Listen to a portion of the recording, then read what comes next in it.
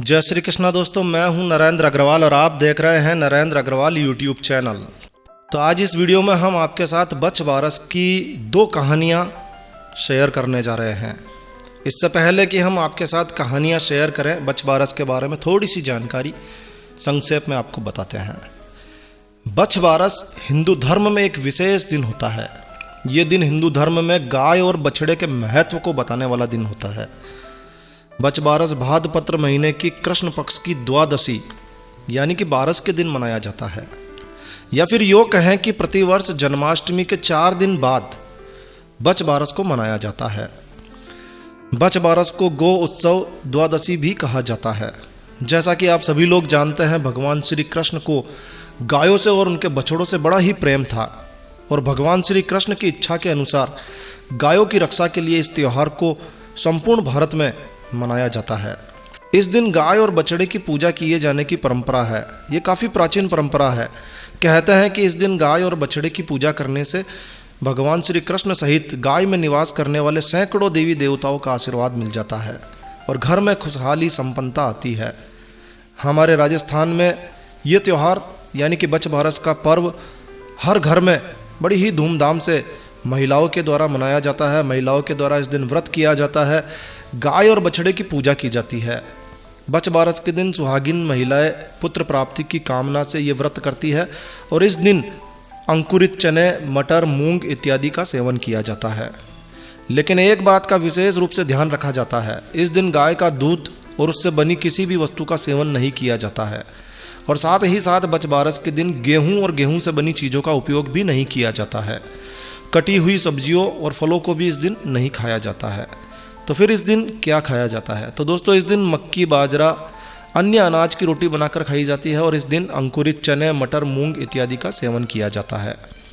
तो इस दिन गायों और बछड़ों की पूजा की जाती है और फिर पूजा के बाद में कहानी कथा सुनी और सुनाई जाती है।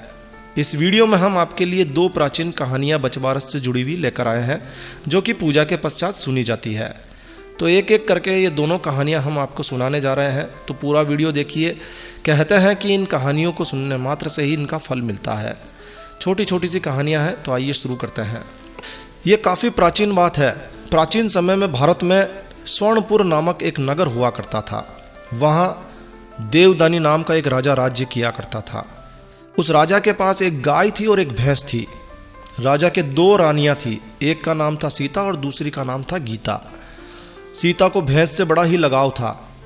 वो उससे बहुत ही नम्र व्यवहार करती थी और उसे अपनी सखी के समान प्यार किया करती थी। राजा की दूसरी रानी जो कि गीता, गाय से सखी सहेली के समान व्यवहार किया करती थी और उसके बछड़े से पुत्र के समान प्यार और व्यवहार किया करती थी। अब ये देखकर भैंस ने एक दिन अपनी सखी रानी सीता से कहा, गाय बछड़ा होने पर गीता रानी मुझसे ईर्ष्या करती है। इस पर सीता ने कहा, यदि ऐसी बात है तब तो मैं सब ठीक कर दूंगी। तो सीता ने उसी दिन गाय के बछड़े को काट कर गेहूं की राशि में दबा दिया। इस घटना के बारे में किसी को कुछ पता नहीं चला, किंतु जब राजा भोजन करने बैठा तभी मांस और रक्त की वर्षा होने लगी। महल में चारों ओर रक्त और मांस ही मांस दिखाई देने लगा। राजा की भोजन की थाली में भी मल, मूत्र इत्यादि बास आने लगी। ये सब देखकर राजा को बहुत चिंता हुई। उसी समय एक आकाशवाणी हुई, हे राजा, तेरी रानी ने गाय के बछड़े को काट दिया है और गाय के बछड़े को काटकर गेहूं की राशि में दबा दिया है और इसी कारण ये सब कुछ हो रहा है। कल गो उत्सव द्वादशी है और इसीलिए कल अपनी भैंस को नगर से बाहर निकाल दीजिए और गाय तथा बछड़े की पूजा कीजिए और इस दिन आप गाय का दूध तथा कटे फलों का भोजन का त्याग कीजिए। इससे आपकी रानी के द्वारा किया गया पाप नष्ट हो जाएगा और बछड़ा भी फिर से जिंदा हो जाएगा। और तभी से गो उत्सव द्वादशी के दिन गाय बछड़े की पूजा करने का महत्व माना गया है तथा गाय और बछड़ों की सेवा की जाती है। दूसरी कहानी, चलिए आइए दूसरी कहानी सुनते हैं। बहुत समय पहले की बात है। एक गांव में एक साहूकार अपने 7 बेटों और पोतों के साथ रहा करता था। उस साहूकार ने गांव में एक तालाब बनवाया था, लेकिन 12 सालों तक वो तालाब भरा ही नहीं, सूखा का सूखा रहा। अब तालाब नहीं भरने का कारण पता किया गया, पंडितों को बुलवाया गया। पंडितों ने अपनी ज्योतिष विद्या के आधार पर साहूकार को बताया कि इस तालाब में पानी तभी भरेगा जब तुम या तो अपने बड़े बेटे या फिर अपने बड़े पोते की बलि चढ़ाओगे। अब साहूकार पंडित की बात सुनकर बड़ा दुखी हुआ। साहूकार ने अपनी बड़ी बहू को पीहर भेज दिया, क्योंकि वो गांव वालों की भलाई चाहता था। तो उसने अपनी बड़ी बहू को पीहर भेज दिया और पीछे से अपने बड़े पोते की बलि दे दी। जैसे ही साहूकार ने पोते की बलि दी, आसमान में बादल गरजने लगे और पूरा तालाब पानी से भर गया। इसके बाद में बच बारस आई। सभी ने कहा, अपना तालाब पूरा भर गया है, इसकी पूजा करनी चाहिए, चलो इसकी पूजा करने चलते हैं। साहूकार भी अपने परिवार के साथ तालाब की पूजा करने के लिए गया और वो अपनी दासी से बोल कर गया था कि गेहुला को पका लेना। गेहुला का अर्थात गेहूं के धान से है। दासी साहूकार की बात को समझ नहीं पाई। दरअसल गेहुला वहाँ गाय के बछड़े का नाम था, जो कि साहूकार के वहाँ रहा करता था। तो साहूकार ने कहा गेहुला को पका लेना। दासी ने समझा कि बछड़े को पकाने के लिए कहा है, तो उसने गेहुला यानी कि बछड़े को पका लिया। बड़े बेटे की पत्नी भी पीहर से तालाब का पूजन करने के लिए आ गई थी। तालाब पूजने के बाद वह अपने बच्चों से प्यार करने लगी। तभी उसने बड़े बेटे के बारे में पूछ लिया, क्योंकि उसे बड़ा बेटा नज़र नहीं आ रहा था। वो सीधे अपने पीहर से तालाब पर ही आई थी। तो उसने पूछा, बड़ा बेटा कहाँ है? तभी तालाब में से मिट्टी से लिपटा हुआ उसका बड़ा बेटा निकला और बोला, माँ मुझे भी तो प्यार करो। तब सास बहू एक दूसरे को देखने लगी। सास ने बहू को बलि देने वाली सारी बात बता दी। फिर सास ने कहा कि बच बारस माता ने हमारी लाज रख ली है और हमारा बच्चा वापस दे दिया है। तालाब की पूजा करने के बाद जब वो घर लौट कर आए तो उन्होंने देखा कि बछड़ा नहीं है। साहूकार ने अपनी दासी से पूछा, बछड़ा कहाँ है? तो दासी ने कहा, आपने ही तो मुझे उसे पकाने के लिए कहा था, मैंने तो उसे पका दिया। साहूकार ने कहा, एक तो पाप अभी तक उतरा ही नहीं, तुमने फिर से दूसरा पाप कर दिया। साहूकार ने पका हुआ बछड़ा मिट्टी में दबा दिया।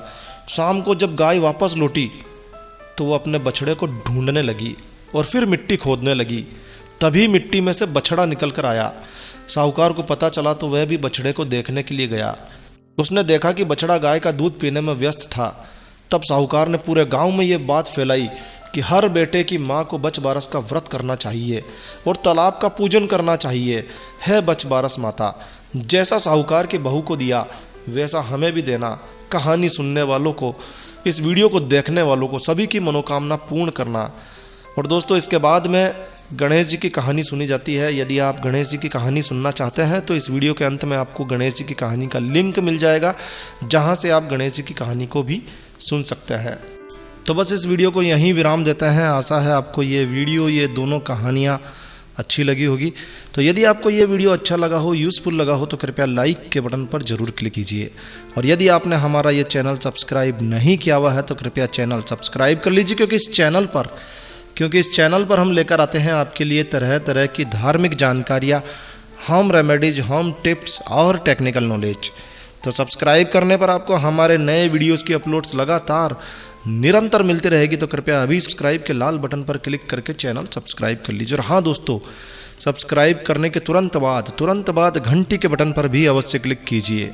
तो एक नया वीडियो, एक नई जानकारी लेकर मैं आपका दोस्त नरेंद्र अग्रवाल फिर मिलूंगा।